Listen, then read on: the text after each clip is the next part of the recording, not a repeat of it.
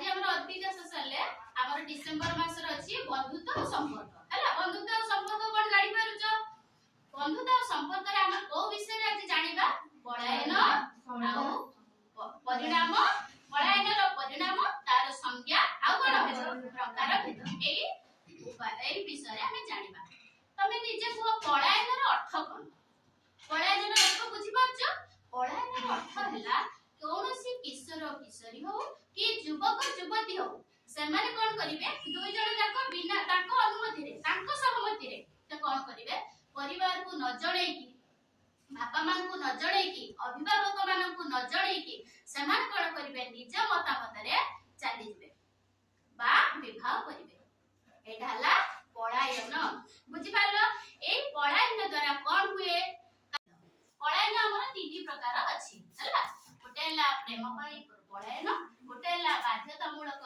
पलायन आ गोटेला परिस्थितिगत पलायन बुझि पालो जोटा प्रेम पाई पलायन तुम जानि परछो सेटा तुम एते भल पाउछो से दी जण को बहुत भल पाउछो सेति पाई कोन करबा से तार प्रेम को आउ भांगीबा को चाहनी सेति पाई से प्रेम पाई पलायन करे पळे जाय कारण ताकर पिता माता राजी न थांती बुझि पालो राजी न थांती सेति पाई कोन हुए से माने दी जण ताका सहमति रे से माने घर छाडी के पळांती हला आ गोटेला बाध्यतामूलक पलायन बाध्यतामूलक कोन बाध्यतामूलक माने कोन सेटा होची तुमको बाध्य करा जाय हला धोका देई हो किबा किशोर किशोरी मान को बाध्य करा जाय तांको पळेबा को हुआ जाय सेटा कोन बाध्यतामूलक कोन कोहा जिवो मुख्यतः शोषण विक्रय किबा बाध्यतामूलक विवाह पई करा जाय था कहबेनी प्राय भी एमती होची बापा मां माने भी बहुत जगह रे देखिबो माने झियो माने को भी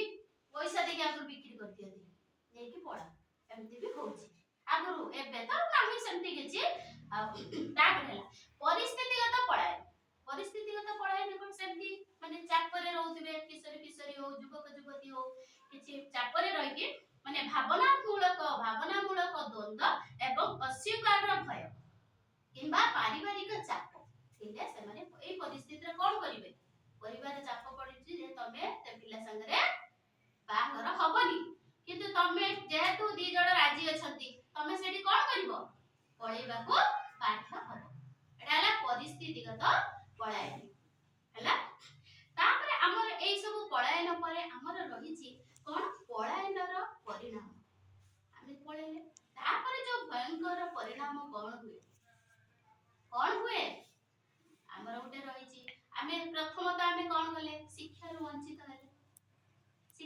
हेले कि नहीं शिक्षा अधिकरो वंचित हेले तापर जो किशोर किशोरी बा युवक युवती माने जाइथिले सेमानकर अवांछित गर्भधारण बुझि पारलो माने पॉइंट कहूछि अवांछित गर्भधारण शिक्षा रो वंचित हेलो अवांछित गर्भधारण हला आउ तम परिवार रो आउ समाज रो जो दृढ़ संपर्क भी भांगी गला परिवार आउ समाज मध्ये जो हमर संपर्क थिला हमर रेपुटेशन थिला से भी भांगी जिवो काहे कि तम बापा को तम मां को किए केते प्रकार कथा कहबे बुझि पाछो कारण ए सब माने देखि कि तबे सेमिति जमा आद से सब बाट को जीवो नाही हला आउ कोन परिणाम हुआ चिंता और भय रहिबो बुझि पाछो तम मन रे चिंता रहिबो भय रहिबो किए केते प्रकार कथा कहबे बापा कहबे मां कहबे या परे बापा मां भी बाछन दे कि प्राय गा माने कर होछि रहउचंती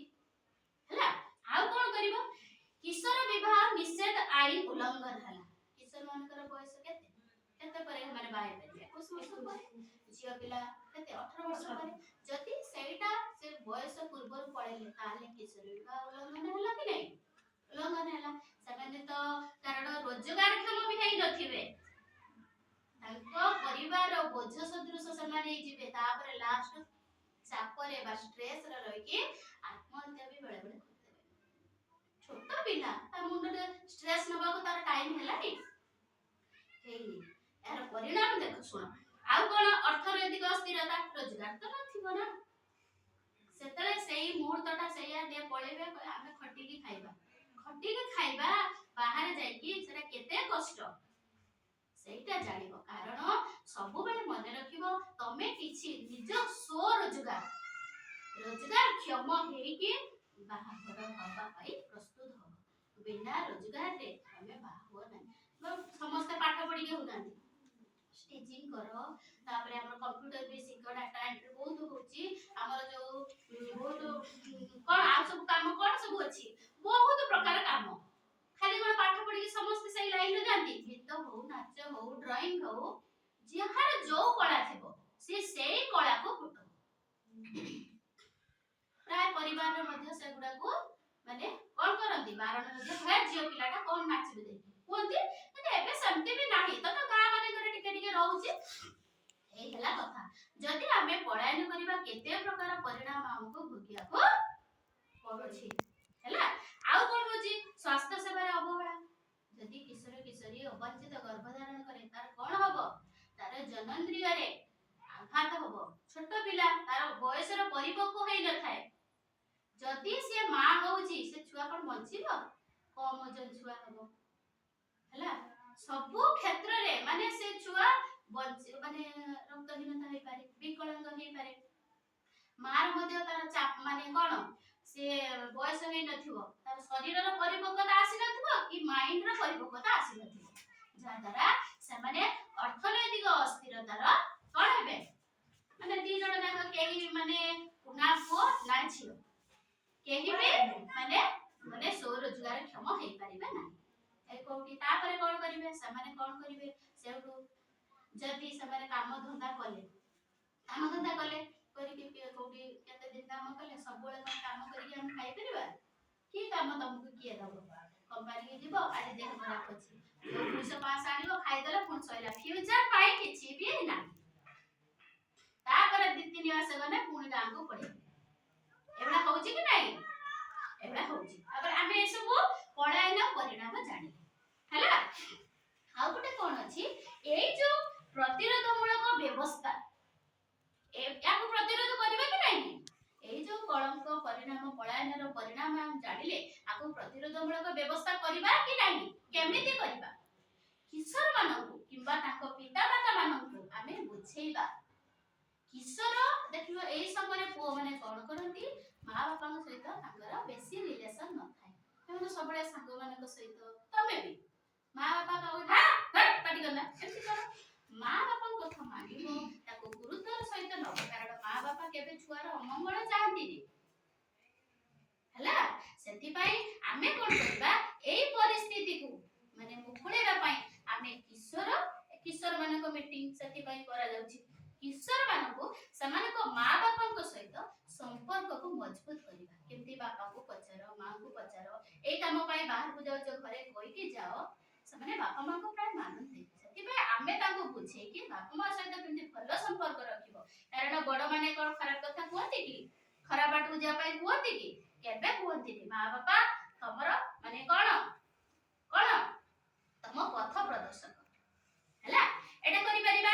ଆଉ କଣ କରିବା, ପଳାୟନର ଆଇନଗତ, ସାମାଜିକ ଓ ସ୍ୱାସ୍ଥ୍ୟଗତ ପ୍ରଭାବ ସମ୍ପର୍କରେ କିଶୋରଙ୍କୁ ସଚେତନ କରିବା।